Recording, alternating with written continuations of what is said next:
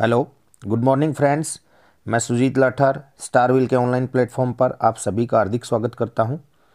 हमने सीडीपी की एक टेस्ट सीरीज स्टार्ट की हुई है जिसमें आज हम रीट 2011 आरटेट भी इसको आप बोल सकते हैं 2011 का जो लेवल 2 का जो पेपर हुआ था उसकी CDP child development and pedagogy बाल विकास और शिक्षा शास्त्र के कुछ 30 क्वेश्चंस हैं, इनको हम डिस्कस करेंगे।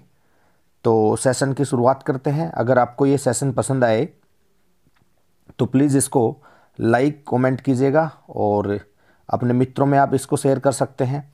अगर किसी ने चैनल को सब्सक्राइब नहीं किया हुआ है तो प्लीज़ आप चैनल को भी सब्सक्राइब कर लीजिए। आपको इसी प्रकार की टेस्ट सीरीज़ और जो एजुकेशन रिलेटेड वीडियोज़ हैं वो मिलती रहेंगी, तो उसका आपको नोटिफिकेशन मिल जाएगा। तो चलिए आज हम स्टार्ट करते हैं पहले क्वेश्चन से। पहला क्वेश्चन है, निम्न में से कौन सा कथन विकास के बारे में सत्य नहीं है? विकास अंतः क्रिया का फल है, ये बिल्कुल सही है। विकास जो है वो किसका एक प्रोडक्ट होता है? इंटरेक्शन का। इंटरेक्शन क्या? एक जीव और वातावरण की अंतः क्रिया का फल होता है, दोनों का इसमें योगदान होता है। और सेकंड ऑप्शन इसका दिया हुआ है, विकास एक व्यवस्थित श्रृंखला का अनुगामी है। विकास एक व्यवस्थित श्रृंखला का अनुगामी है, ये वाला भी कथन आपका क्या है? बिल्कुल सही है। तो ऑप्शन सेकंड भी अपना क्या है? राइट है। विकास एक व्यवस्थित श्रृंखला का अनुगामी है। तीसरा ऑप्शन है, विकास एक व्यक्तिगत प्रक्रिया है, ये भी सही है। अब देखिए, व्यवस्थित श्रृंखला का मतलब क्या हो गया कि एक ऑर्डरली सीक्वेंस में होता है विकास।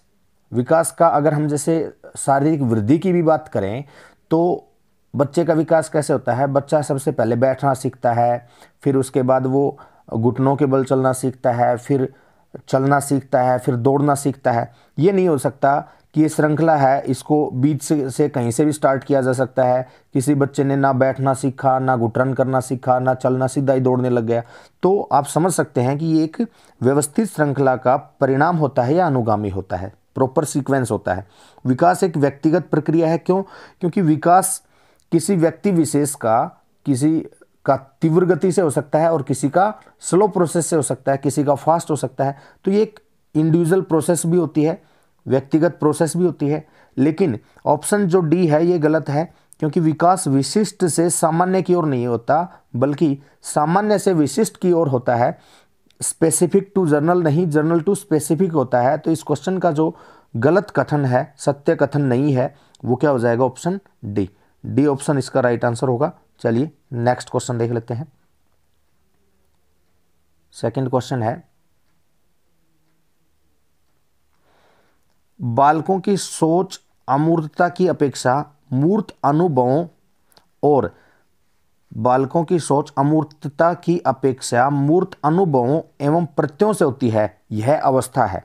तो देखिए, मूर्त और अमूर्त विचारों के बारे में, संप्रत्यों के बारे में बात की है बालकों के बारे में। किसने? जीन पियाजे ने। जीन पियाजे ने ही बच्चों को नन्हे साइंटिस्ट, लिटिल साइंटिस्ट कहा है ना, नन्हे वैज्ञानिक कहा है। और इन्होंने क्या बताया था कि 4 अवस्थाएं बताई हैं संज्ञानात्मक विकास की, जिसको हमने याद किया था SPCF इस ट्रिक के माध्यम से। Sensory motor stage, pre operational, concrete operational और फॉर्मल ऑपरेशनल स्टेज। तो जीन पियाजे की जो अवस्थाएं हैं उनमें जो बच्चे में मूर्त अनुभवों और प्रत्ययों की जो बात होती है तो वो तो होती है कॉन्क्रीट ऑपरेशनल में। लेकिन अमूर्त की अगर बात की जाए तो अमूर्त की शुरुआत होती है या विकास होता है वो किस में होता है? फॉर्मल स्टेज में। इसमें बात की जा रही है बालकों की सोच अमूर्तता की अपेक्षा मूर्त अनुभवों और प्रत्ययों से होती है। तो मूर्त अनुभवों और प्रत्ययों से होती है, तो ये इनकी 3rd स्टेज में आएगा, जो कि इसमें ऑप्शन बनेगा फर्स्ट, ऑप्शन ए। 7 से 11 वर्ष या 7 से 12 वर्ष भी आपको कई बार ये देखने को मिल जाता है। तो इस क्वेश्चन का राइट आंसर क्या हो जाएगा? Option first. चलिए नेक्स्ट क्वेश्चन देख लेते हैं। मानव विकास किन दोनों के योगदान का परिणाम है? तो मानव विकास में अभिभावक और अध्यापक का योगदान भी होता है, सामाजिक और सांस्कृतिक कारकों का योगदान भी होता है, वंशक्रम और वातावरण, ये इसका सबसे बेस्ट ऑप्शन होगा, क्योंकि वंशक्रम की अगर बात करें तो वंशक्रम में जो हेरिडिटी है, हेरिडिटी की अगर हम बात करें तो इसमें पेरेंट्स हैं, परिवार के सदस्य हैं, और इन्वायरमेंट है। तो इन्वायरमेंट में स्कूल का इन्वायरमेंट है, अध्यापक है, समाज है, सांस्कृतिक जो कारक हैं वो सब आ जाएंगे। इसलिए इस क्वेश्चन का सबसे बेस्ट जो ऑप्शन रहेगा वो क्या रहेगा, option C, heredity and environment. चलिए नेक्स्ट क्वेश्चन देखते हैं। निम्न में से कौन पियाजे के अनुसार बौद्धिक विकास का निर्धारक तत्व नहीं है? जीन पियाजे के अनुसार बौद्धिक विकास का जो निर्धारक तत्व है वो कौन सा नहीं है? तो अगर बात की जाए इसमें पहले ऑप्शन की, सोशल ट्रांसमिशन की, तो जो सोशल ट्रांसमिशन है इसके बारे में बात की है किसने, वाइगोत्स्की ने। ठीक है, सोशल ट्रांसमिशन के बारे में किसने बात की है, वाइगोत्स्की ने बात की है। और अगर बात की जाए अनुभव की, जीन पियाजे ने बात की है अनुभव, एक्सपीरियंस के बारे में, और इक्विलिब्रेशन, संतुलीकरण के बारे में भी इन्होंने बात की है जीन पियाजे ने। तो जो बौद्धिक विकास का निर्धारक जो तत्व नहीं है जीन पियाजे के अनुसार वो कौन नहीं है, सामाजिक संचरण या सोशल ट्रांसमिशन। ऑप्शन ए इसका राइट आंसर हो जाएगा। चलिए नेक्स्ट क्वेश्चन देखते हैं। नेक्स्ट क्वेश्चन है, विशेष आवश्यकता वाले बच्चों को पढ़ाने के लिए निम्नलिखित में से कौन सी व्यहू रचना अधिक उपयुक्त है? व्यहू रचना का मतलब यहाँ पर स्ट्रेटजी हो गया कि किस प्रकार की जो स्ट्रेटजी है वो विशेष आवश्यकता वालों को, जो स्पेशल नीड के जो बच्चे होते हैं उनको पढ़ाने के लिए सबसे उपयुक्त है या सबसे अच्छी रहने वाली है। तो ऑप्शन फर्स्ट की अगर बात की जाए तो फर्स्ट में कह रहा है अधिकतम बच्चों को सम्मिलित करते हुए कक्षा में चर्चा करना। ठीक है, नेक्स्ट ऑप्शन है विद्यार्थियों को सम्मिलित करते हुए अध्यापक द्वारा निर्देशन। और थर्ड ऑप्शन है सहकारी अधिगम तथा पीयर ट्यूटरिंग, सहपाठियों द्वारा अनुशिक्षण। अब हमें ये देखिए, बात तो हमें सारी ही ठीक लग रही है सभी ऑप्शंस में, लेकिन हमें पहचानना है कि सबसे अधिक उपयुक्त कौन सी है। ऑप्शन डी है अध्यापन के लिए योग्यता आधारित समूहीकरण। बातें तो चारों के चारों ऑप्शन में ठीक कही गई हैं, लेकिन आपको ऐसे क्वेश्चन में ये ध्यान रखना है कि जिस भी ऑप्शन में बच्चा जो है वो एक्टिव हो वो सबसे बेस्ट माना जाता है अकॉर्डिंग टू साइकोलॉजी। तो इसमें आप देखिए, सहकारी अधिगम तथा पीयर ट्यूटरिंग, सहपाठियों द्वारा अनुशिक्षण, इसका मतलब क्या हो गया, cooperative learning and peer tutoring. इसमें बच्चे भी इन्वॉल्व हैं और शिक्षण के भी प्रोसेस में शामिल है वो, और साथ ही वो लर्निंग प्रोसेस में भी एक दूसरे को कोऑपरेट कर रहे हैं। तो ये सबसे बेस्ट ऑप्शन होता है किसको, विशेष आवश्यकता वाले बच्चों को पढ़ाने के लिए जो व्यहू रचना का प्रकार है। तो उसमें ऑप्शन रहेगा सी। फिफ्थ क्वेश्चन का जो राइट आंसर क्या हो जाएगा, ऑप्शन सी। चलिए नेक्स्ट क्वेश्चन देखते हैं। समस्या के अर्थ को जानने की योग्यता, वातावरण के दोषों, कमियों और रिक्तियों के प्रति सजगता, विशेषता क्या है? देखिए, बात किसकी कर रहा है, योग्यता, वातावरण के दोष या कमियां और रिक्तियां, problems, weakness and gaps related to environment in a characteristics. तो यहां पर आपका पहला ऑप्शन जो है वो कह रहा है कि प्रतिभाशाली बालकों की समस्या के अर्थ को जानने की योग्यता के लिए प्रति सजगता विशेषता हमें बतानी है। तो प्रतिभाशाली बालकों में ये नहीं होती, सामान्य बालकों में भी नहीं, और सृजनशील बालकों की। अब देखिए किसकी बात हो रही है, तो यहाँ पर मैं आपको एक बार फिर से थोड़ा सा इसको बता देता हूँ। पहला कह रहा है इसमें, एक तो किस चीज़ के बारे में बात हो रही है, योग्यता। दूसरी, वातावरण के दोष, कमियों और रिक्तियों के प्रति सजगता। सजगता मतलब सचेतता हम कह सकते हैं, या जिस चीज़ के बारे में अच्छे से नोटिस किया जाए, जिसके ऊपर ज़्यादा फोकस किया जाए। किसकी विशेषता होती है, तो ये प्रतिभाशाली बालकों की विशेषता हो सकती है, लेकिन कंफर्म नहीं है। सामान्य बालकों की ये विशेषता नहीं होती, लेकिन इस प्रकार की जो विशेषता है वो सृजनशील जो बच्चे होते हैं, जो क्रिएटिव चाइल्ड होते हैं ना, उनमें निश्चित तौर पे पाई जाती है। तो इस क्वेश्चन का जो सबसे बेस्ट ऑप्शन रहेगा वो क्या रहेगा, ऑप्शन सी। अगर ऑप्शन सी नहीं होता ना, सृजनशील बालकों का नहीं होता, प्रतिभाशाली है, सामान्य है, मंद बुद्धि है, या और कोई कैटेगरी दे देता, तो इसका आंसर आ जाता ए ऑप्शन। चलिए नेक्स्ट क्वेश्चन देख लेते हैं। एक कॉलेज जाने वाली लड़की ने फर्श पर कोट फेंकने की आदत डाल ली है। लड़की की माँ ने उससे कहा कि कमरे से बाहर जाओ और कोट को खूंटी पर टांगो। लड़की अगली बार घर में प्रवेश करती है, कोट को हाथ पर रखकर अलमारी की तरफ जाकर कोट को खूंटी पर टांग देती है। यह उदाहरण किस चीज़ का है या किस प्रकार का उदाहरण है? तो ये चैन लर्निंग का एग्जाम्पल है। ये किसका एग्जाम्पल है? इसका राइट आंसर क्या हो जाएगा? Option A, chain learning.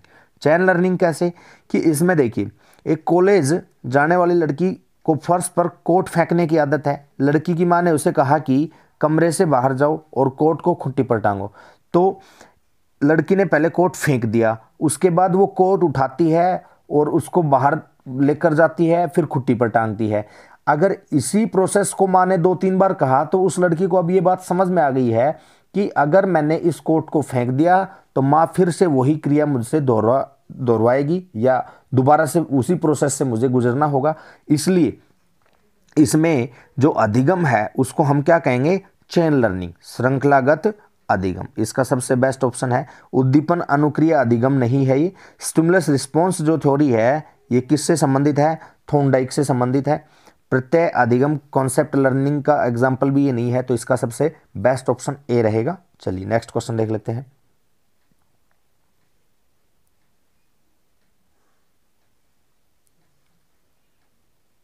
Next question है, बाह्य अभिप्रेरणा में समावेशित किया जाएगा। बाह्य अभिप्रेरणा में किसको समावेशित करेंगे? बाह्य अभिप्रेरणा, एक्सटर्नल मोटिवेशन की बात हो रही है, उसमें किसको हम इंक्लूड करेंगे? तो पहला ऑप्शन जो है, इसमें ऑप्शन थोड़े अलग दे रखे हैं। प्रशंसा और दोषारोपण, प्रशंसा और दोषारोपण है। दूसरा है प्रतिद्वंदता, और तीसरा ऑप्शन है पुरस्कार और दंड, और चौथा ऑप्शन है परिणाम और ज्ञान। तो देखो, अगर बात की जाए बाह्य अभिप्रेरणा की, तो एक्सटर्नल मोटिवेशन की बात की जाए, अगर हमें कोई प्रशंसा, किसी भी व्यक्ति की जब कोई प्रशंसा करता है तो अपने आप को मोटिवेट फील करते हैं, या किसी व्यक्ति पर कई बार कोई दोष लगा दिया जाता है कि आलोचना कर दी जाती है, क्रिटिसाइज कर दिया जाता है, तब भी उसको बाह्य रूप से कई बार मोटिवेशन मिल जाता है। फॉर एग्जांपल, जैसे मान लीजिए किसी का एग्जाम पास नहीं हुआ और उससे कह दिया कि तू क्या कर सकता है लाइफ में, तेरा तो ऐसे है, ये है, तो अब वो उसको दोस्त तो मिल गया किसी चीज़ का, या उसने कुछ का मतलब कमियां नहीं की, किसी चीज़ में कुछ गलती नहीं की, फिर भी उसको दोस्त मिल गया, तो वो एक्सटर्नल मोटिवेट फील करके और ये कई बार डिसाइड कर लेते हैं कि चलो नेक्स्ट टाइम बहुत अच्छा करके दिखाएंगे। तो बाह्य अभिप्रेरणा में ये आएगी। प्रतिद्वंदता, जो रिवेलरी होती है, ये भी प्रतिद्वंदता भी बाह्य अभिप्रेरणा में आती है। पुरस्कार और दंड, ये भी बाह्य अभिप्रेरणा है। और परिणाम का ज्ञान, नॉलेज ऑफ रिजल्ट, जो परिणाम है उसका परिणाम क्या होगा, और परिणाम अगर अच्छा आएगा तो मुझे किस प्रकार के रिवार्ड मिलेंगे, और परिणाम अगर बुरा आएगा तो किस प्रकार के रिवार्ड या पुनिशमेंट मिलेंगे, ये चीज़ भी क्या है, बाह्य मोटिवेशन में आता है, एक्सटर्नल मोटिवेशन में। तो इसलिए इसका जो राइट आंसर हो जाएगा वो क्या होगा? Option D, all of these. तो राइट आंसर होगा ऑप्शन डी। डी ऑप्शन क्या कह रहा है कि चारों के चारों ऑप्शन क्या है? सही है। ठीक है, चलिए नेक्स्ट क्वेश्चन देख लेते हैं। जिस प्रक्रिया में व्यक्ति दूसरों के व्यवहार को देखकर सीखता है, न कि प्रत्यक्ष अनुभव के, को क्या कहा जाता है? दूसरों के व्यवहार को देखकर सीखता है तो इसको क्या कहा जाता है? ये एक प्रकार से अनुकरण का कॉन्सेप्ट हो गया, अनुकरण। और अनुकरण जो आता है वो वाइगोत्स्की के उसमें आ जाता है सामाजिक अधिगम में, या अल्बर्ट बांडुरा ने भी सामाजिक अधिगम का सिद्धांत के बारे में बताया है, जिन्होंने अल्बर्ट बांडुरा ने कौन सा सामाजिक अधिगम सिद्धांत में जो प्रयोग किया था वो किस पर किया था? बेबी डॉल पर और जीवित जोकर पर। तो इसके अकॉर्डिंग जो राइट आंसर रहेगा वो क्या रहेगा? Option A, social learning. Conditioning के बारे में किसने बात की है? कंडीशनिंग के बारे में पावलोव ने बात की है। ठीक है, और जो एक्सपेरिमेंटल लर्निंग है, प्रायोगिक जो मनोविज्ञान है, इनके जनक भी कहा जाता है कि इनको विलियम वुंट को। ठीक है, जिन्होंने जर्मनी के लिप्जिंग शहर में 1879 में प्रथम मनोवैज्ञानिक प्रयोगशाला की स्थापना की थी। तो आकस्मिक अधिगम, जो आकस्मिक अधिगम है, सूज का सिद्धांत इनसाइड थ्योरी में चला जाता है। तो इस क्वेश्चन का राइट आंसर ऑप्शन ही रहेगा। चलिए नेक्स्ट क्वेश्चन देख लेते हैं। अधिगम निर्योग्यता का लक्षण है। अधिगम निर्योग्यता का लक्षण क्या है? अधिगम निर्योग्यता का मतलब यहां पर क्या हो गया? लर्निंग डिसेबिलिटी, या अधिगम की योग्यता ही नहीं हो। तो लर्निंग डिसेबिलिटी की अगर बात की जाए तो भागने की प्रवृत्ति होना, भागने की प्रवृत्ति होना एक लर्निंग डिसेबिलिटी नहीं है भाई। जो बच्चा मान लीजिए स्कूल से पलायन कर गया, भाग गया, क्लास बंक कर देना, तो भागने की प्रवृत्ति जो है, टेंडेंसी है जो एस्केप करने की, तो ये अधिगम लर्निंग डिसेबिलिटी नहीं है। ऑप्शन सेकंड है अशांत, ऊर्जावान और विध्वंसक होना, ये भी क्या है? लर्निंग डिसेबिलिटी नहीं है। लेकिन अवधान संबंधी बाधा या विकार, अटेंशन डिसऑर्डर, ठीक है, एडीएचडी, एडीएचडी के बारे में हमने एक पहले की जो टेस्ट सीरीज है उनमें भी डिस्कस किया हुआ है, अच्छे से मैंने बताया हुआ है, आप देख सकते हैं उनको भी। तो अटेंशन डिसऑर्डर है, डिसऑर्डर ऑफ अटेंशन, एडीएचडी वाले जो विकार हैं, ये एक प्रकार की अधिगम निर्योग्यता का लक्षण है।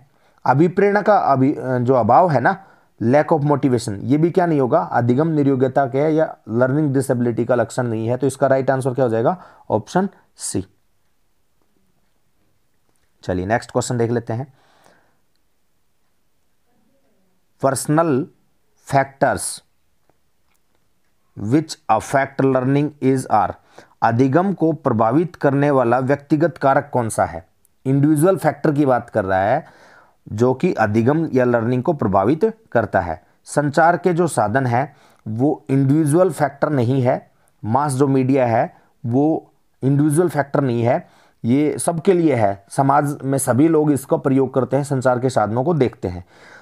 समवयस्क समूह, पीयर ग्रुप्स है। पीयर ग्रुप्स का मतलब इसमें बहुत सारे जो साथी हैं वो भी इन्वॉल्व होते हैं, समान एज वाले। अध्यापक हैं, अध्यापक भी जो टीचर्स है वो भी इंडिविजुअल नहीं होते। लेकिन अगर हम पर्सनल या इंडिविजुअल फैक्टर की बात करें तो परिपक्वता और आयु, परिपक्वता और आयु जो है, मैचुरेशन और एज जो है, ये इंडिविजुअल फैक्टर है कि हम उस चीज़ को सीखने के लिए या बच्चा उस चीज़ को सीखने के लिए, पर्टिकुलर लर्निंग प्रोसेस के लिए खुद परिपक्व है या नहीं, वो उस एज का है या नहीं, तो ये इंडिविजुअल फैक्टर होगा। बहुत सारे बच्चों में मैचुरेशन जो है वो बहुत टाइम से पहले देखने को मिलती है, और कुछ जो मंदबुद्धि बच्चे हैं उनमें जो मैचुरेशन है वो काफ़ी एज के बाद देखने को मिलती है। तो परिपक्वता और आयु जो है, मैचुरेशन एंड एज है, ये किस प्रकार का फैक्टर होगा? इंडिविजुअल फैक्टर होगा, व्यक्तिगत कारक होगा। चलिए नेक्स्ट क्वेश्चन देख लेते हैं।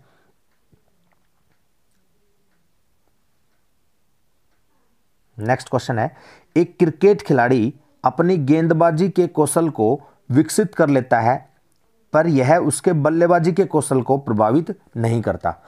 देखिए, गेंदबाजी, क्रिकेट का खिलाड़ी है, गेंदबाजी के कौशल को विकसित कर लेता है पर यह उसके बल्लेबाजी के कौशल को प्रभावित नहीं करता।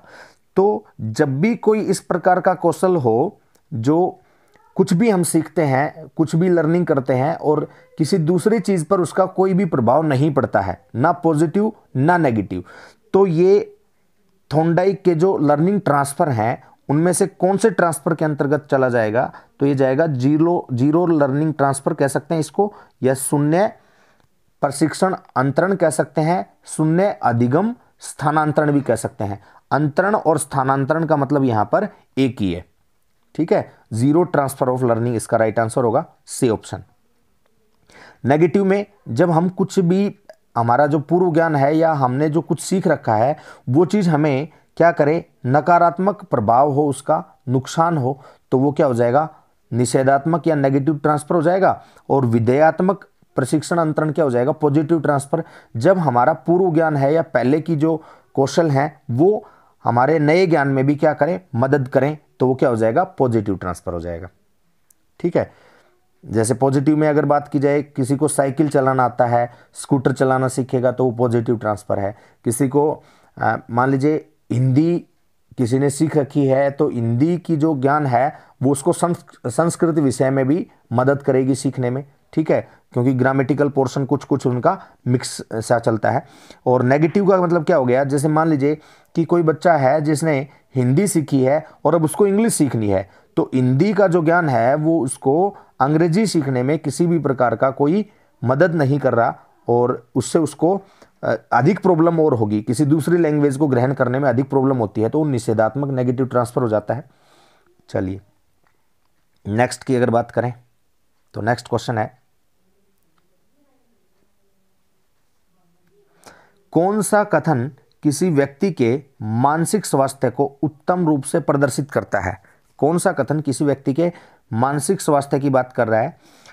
तो मेंटल हेल्थ को उत्तम रूप से जो प्रदर्शित करता है वो हमें बताना है। पहला ऑप्शन है पूर्ण अभिव्यक्ति, संगीतीकरण और सामान्य लक्ष्य की ओर निर्देशन, फुल एक्सप्रेशन, ठीक है, और हार्मोनाइजेशन एंड गोल डायरेक्शन।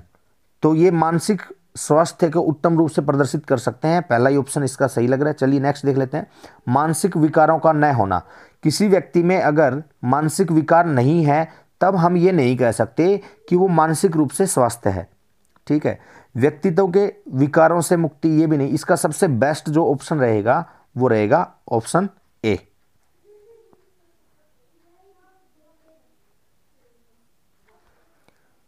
मानसिक विकारों का न होना, अगर किसी व्यक्ति में मानसिक विकार नहीं है तो उसमें अगर विकार नहीं है, किसी प्रकार का कोई डिसऑर्डर नहीं है, डिसऑर्डर मेंटल डिसऑर्डर हो सकता है, कोई लर्निंग डिसऑर्डर, तो भी हम ये नहीं कह सकते कि वो मेंटली हेल्दी है, ठीक है। इसलिए इसका सबसे बेस्ट आंसर क्या रहेगा? Option A. चलिए नेक्स्ट क्वेश्चन देख लेते हैं। फ्रायड, पियाजे और अन्य मनोवैज्ञानिकों ने व्यक्तित्व विकास की विभिन्न अवस्थाओं के संदर्भ में व्याख्या की है, परंतु पियाजे के बारे में हमें बात करनी है। तो पियाजे ने क्या कहा है वो हम देख लेते हैं। कहा है कि विकास की अवस्थाएं वातावरण से निर्धारित होती हैं। नहीं, वातावरण के बारे में या सामाजिक जो फैक्टर है ना, SCL, सोशल, कल्चरल और लैंग्वेज, इनके बारे में सबसे ज़्यादा बात किसने की है? इनके बारे में बात की है वाइगोत्स्की ने। पियाजे ने कहा कि शेष अवस्था के अनुभव ही अधिक प्रभावित करते हैं, बाकी अवस्थाओं के सीमित प्रभावित होते हैं, सीमित प्रभाव होते हैं। जीन पियाजे ने ऐसा भी कभी नहीं कहा। जीन पियाजे विभिन्न अवस्थाओं को समझाने के लिए संज्ञानात्मक बदलाव के बारे में कहा है। जीन पियाजे ने कॉग्निटिव डेवलपमेंट के बारे में बात की है, कॉग्निटिव ट्रांसफॉर्मेशन के बारे में बात की है। इसलिए जीन पियाजे का इनमें से जो कथन है वो कौन सा है? Option C is the right answer. चलिए नेक्स्ट क्वेश्चन देख लेते हैं। गिलफोर्ड ने अभिसारी चिंतन पद का प्रयोग किसके समान अर्थ में किया है? कन्वर्जेंट थिंकिंग की बात हो रही है। एक थिंकिंग होती है डाइवर्जेंट, एक होती है कन्वर्जेंट। कन्वर्जेंट का मतलब अभिसारी, डाइवर्जेंट का मतलब अपसारी चिंतन।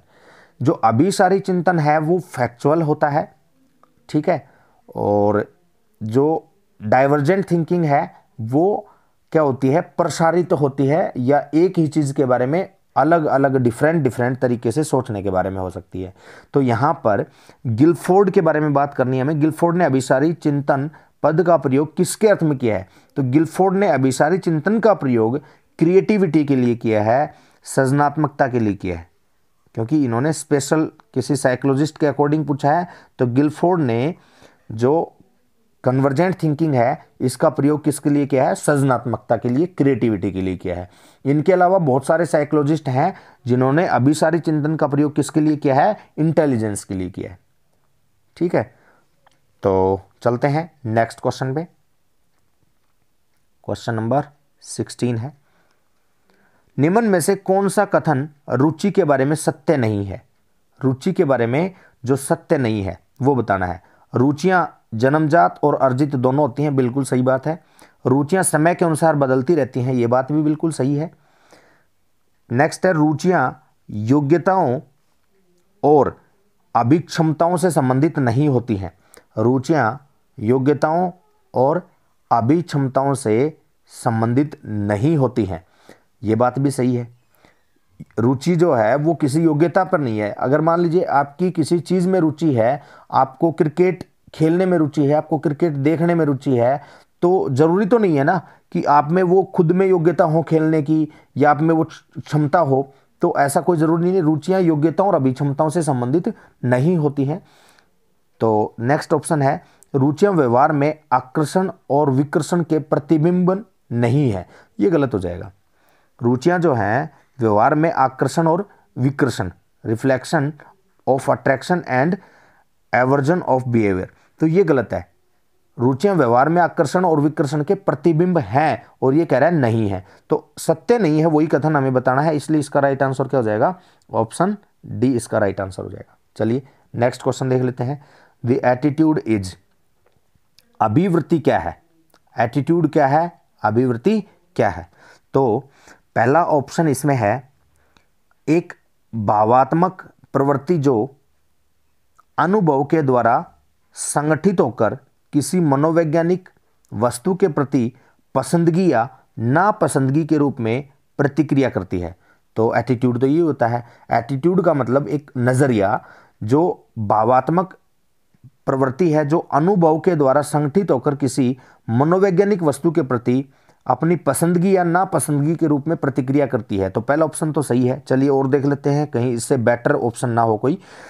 सेकंड ऑप्शन है एक ऐसी विशेषता जो व्यक्ति की योग्यता का परिचायक है जिसे किसी प्रदत्त क्षेत्र विशेष क्षेत्र में विशिष्ट प्रशिक्षण ज्ञान अथवा कौशल से सीखा जा सकता है।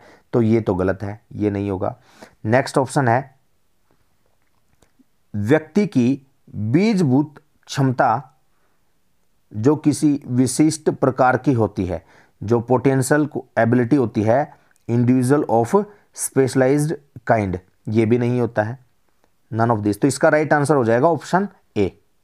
एटीट्यूड क्या है, एटीट्यूड एक भावात्मक प्रवृत्ति जो अनुभव के द्वारा संगठित होकर किसी मनोवैज्ञानिक वस्तु के प्रति या किसी भी ऑब्जेक्ट के प्रति अपनी पसंदगी या नापसंदगी के रूप में प्रतिक्रिया करती है, वही नजरिया या एटीट्यूड या अभिवृत्ति कहलाती है। चलिए नेक्स्ट क्वेश्चन देख लेते हैं।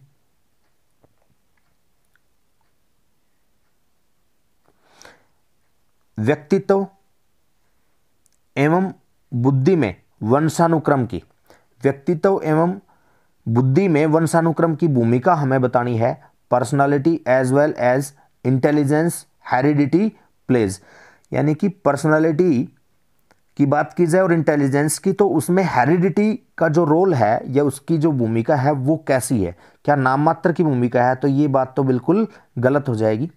ठीक है, व्यक्तित्व एवं बुद्धि में वंशानुक्रम, या ओके सॉरी, व्यक्तित्व और बुद्धि की बात कर रहा है, तो व्यक्तित्व जो है और बुद्धि जो है इसमें वंशानुक्रम की जो भूमिका होती है ना वो नाम मात्र की ही होती है, कि इससे कोई फर्क नहीं पड़ता कि आपके वंश में पहले, जैसे मान लीजिए बुद्धि लब्धि किसी की बहुत कम रही है, या यूं कह सकते हैं कि मान लीजिए कोई मंद बुद्धि व्यक्ति है, तो जरूरी नहीं है कि उसके जो संतान होगी वो मंद बुद्धि ही होगी, उसके बहुत रेयर एंड रेयर चांसेस होते हैं। या यूं कह सकते हैं, यूं कोई देखे कि किसी व्यक्ति की पर्सनालिटी बहुत खराब थी तो आने वाले बच्चे की भी पर्सनालिटी बहुत खराब होगी, या किसी की बहुत अच्छी थी तो आने वाले बच्चे की बहुत अच्छी होगी, ऐसा नहीं हो सकता। इसलिए पर्सनालिटी और इंटेलिजेंस में जो हेरिडिटी है उसका जो रोल होता है वो केवल नाम मात्र का होता है, एक नॉमिनल रोल होता है।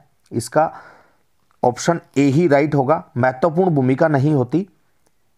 बुद्धि जो है वो होती तो जन्मजात है, लेकिन उस पर वंशानुक्रम की अगर हम बात, बुद्धि जन्मजात होती है, लेकिन वंशानुक्रम का मतलब क्या हो गया कि वंश में जिस प्रकार के लोग रहे हैं, अगर बुद्धिमान लोग रहे हैं तो आगे आने वाली जनरेशन भी बुद्धि वाले ही होंगी, ऐसा नहीं कह सकते। इसलिए हम इसको क्या कहेंगे, नाम मात्र की भूमिका।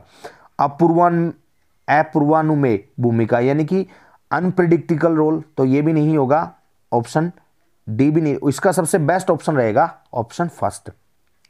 ठीक है, नॉमिनल रोल रहेगा। चलिए नेक्स्ट क्वेश्चन देखते हैं। जिन इच्छाओं की पूर्ति नहीं होती उनका भंडार गृह निम्न में से कौन सा है। तो सिगमंड फ्राइड की 3 अवस्थाएं इन्होंने बताई हैं, इड, ईगो और सुपर ईगो। इनमें दमित इच्छाओं का या जिन इच्छाओं की पूर्ति नहीं होती उनका भंडार गृह किसे कहा जाता है, तो इसमें कहा जाता है इड को। जो इड है ना, ये क्या है, दमित इच्छाओं का भंडार गृह कहलाता है। राइट आंसर हो जाएगा ऑप्शन ए। थोड़ा सा मैं बता दूं, जो ईगो है वो इड और सुपर ईगो के बीच क्या करता है, कड़ी या संतुलन का, या एक प्रकार के हम कह सकते हैं कि तालमेल बनाने का कार्य करता है। तो इड पहली अवस्था होती है, दूसरी क्या होती है, ईगो, और तीसरी क्या होती है, सुपर ईगो। इड और सुपर ईगो के बीच जो कड़ी का कार्य करता है वो क्या होता है, ईगो होता है अहम। ठीक है, ये संतुलन बनाने में हेल्प करता है, और परम अहम जो होता है सुपर ईगो, ये सैद्धांतिक प्रवृत्ति से रिलेटेड होता है। चलिए नेक्स्ट देख लेते हैं।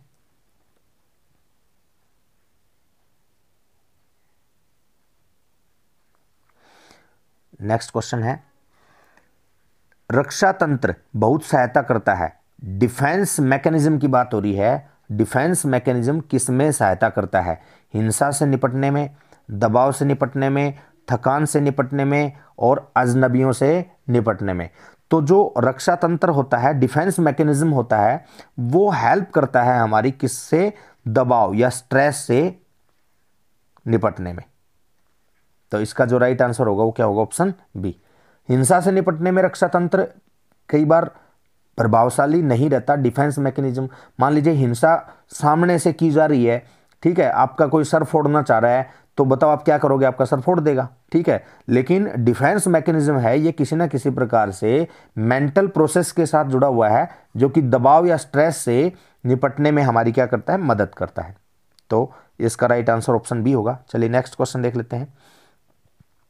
शारीरिक निर्योग्यता, शारीरिक निर्योग्यता की बात हो रही है। शारीरिक निर्योग्यता का मतलब क्या हो गया, फिजिकली हैंडीकैप्टेड, जो फिजिकली जो हैंडीकैप्ट बच्चे होते हैं उनके बारे में बात कर रहे हैं।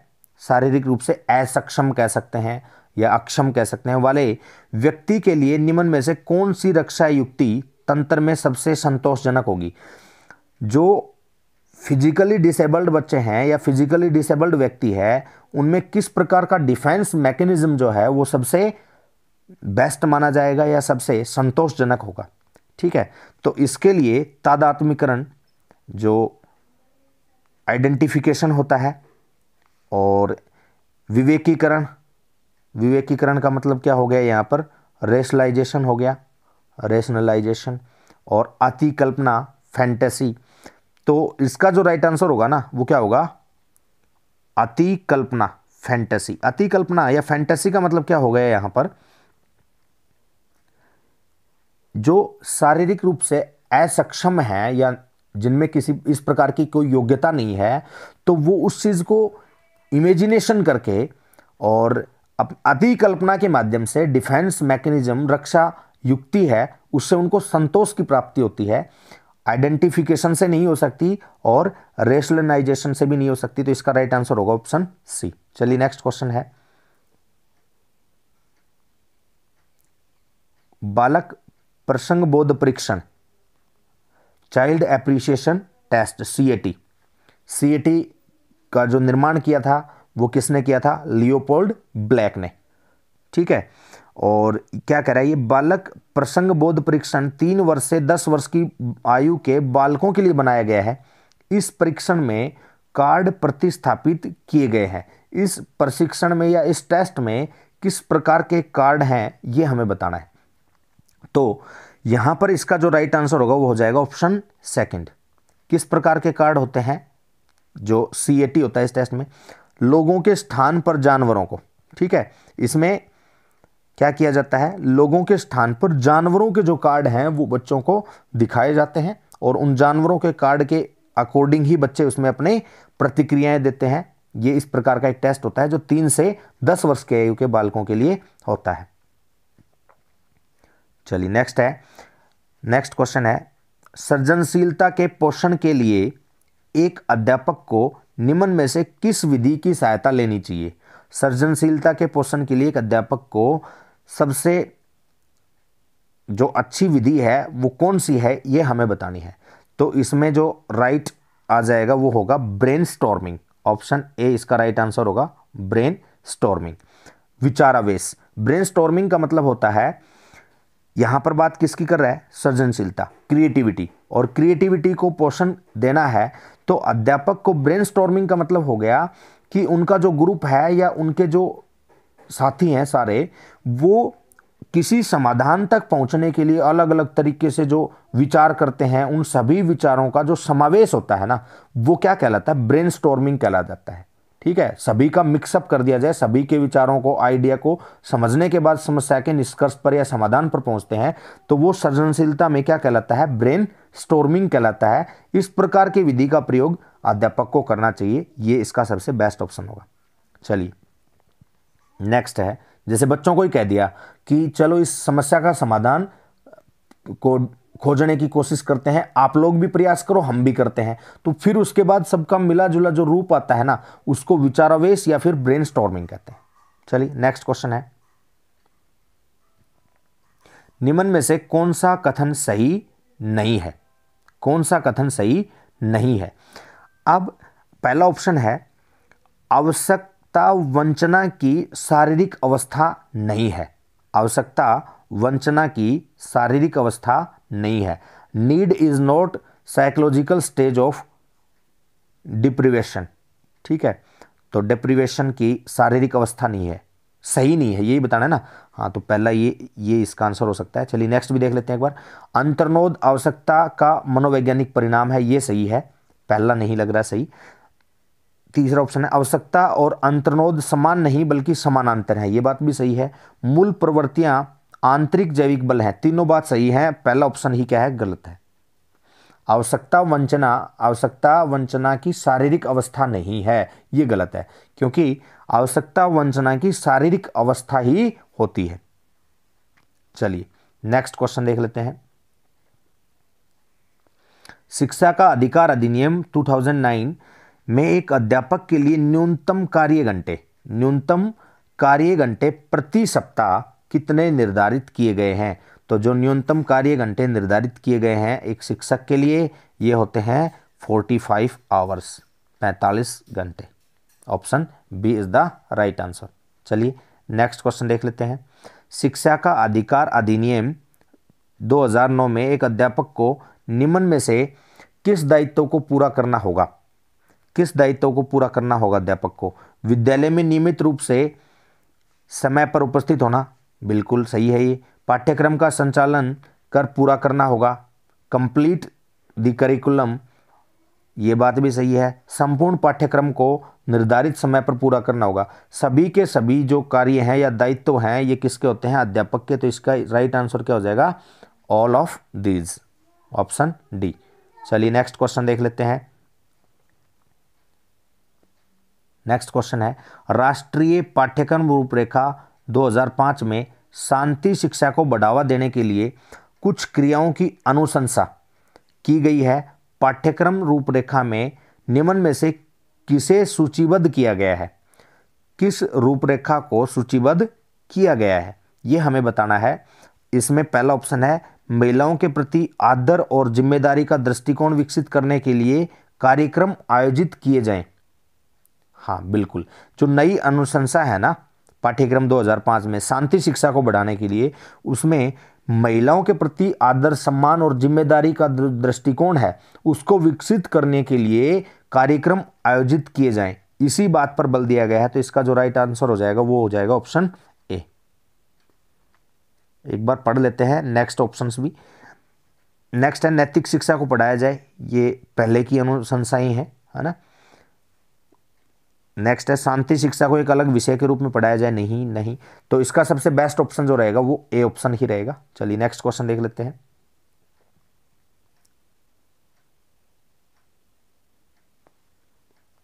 राष्ट्रीय पाठ्यचर्या की रूपरेखा 2005 में बातचीत की गई है, किस बारे में बातचीत की गई है। ज्ञान स्थायी है, वह दिया जाता है, से ज्ञान का विकास होता है और उसकी संरचना कैसी है, इसके बारे में बातचीत की गई है, बिल्कुल सही है। शैक्षिक केंद्र के विषय में नहीं। विद्यार्थी केंद्रित से अध्यापक केंद्रित की ओर नहीं, ये इनमें से कोई नहीं। तो इसका राइट आंसर हो जाएगा ऑप्शन ए। राइट आंसर क्या हो जाएगा, ऑप्शन ए। ज्ञान स्थायी है, वह दिया जाता है, से ज्ञान का विकास होता है और इसकी संरचना की जाती है, इस बारे पर बातचीत की गई है राष्ट्रीय पाठ्यचर्या रूपरेखा 2005 में। चलिए नेक्स्ट है क्रियात्मक अनुसंधान। क्रियात्मक अनुसंधान के बारे में बहुत क्वेश्चंस आ रहे हैं टेस्ट सीरीज में।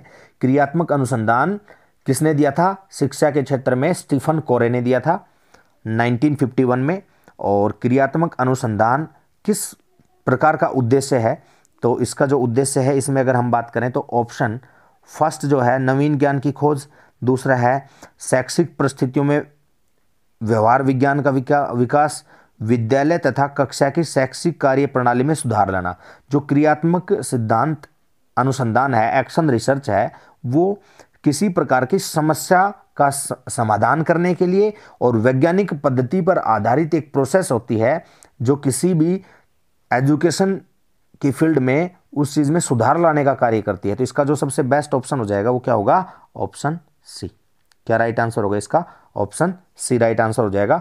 विद्यालय तथा कक्षा की शैक्षिक कार्य प्रणाली में सुधार लाना क्रियात्मक अनुसंधान का उद्देश्य है। चलिए नेक्स्ट, राष्ट्रीय पाठ्यचर्या रूपरेखा 2005 के अंतर्गत परीक्षा सुधारों में निम्न में से किस सुधार को सुझाया गया है?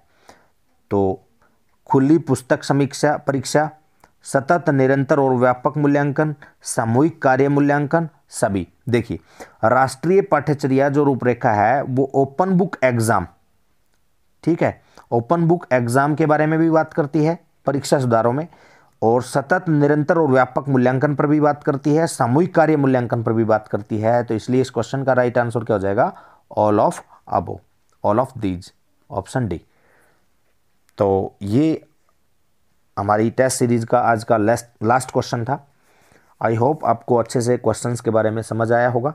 फिर भी अगर किसी क्वेश्चन में आपको कोई डाउट रह जाता है तो आप कमेंट कर सकते हैं, और अगर आपको ये सेशन पसंद आए तो भी आप कमेंट कर सकते हैं, बता सकते हैं आपको ये टेस्ट सीरीज़ कैसी लगी, और सजेशन दे सकते हैं आप किस प्रकार की टेस्ट सीरीज आपको और चाहिए।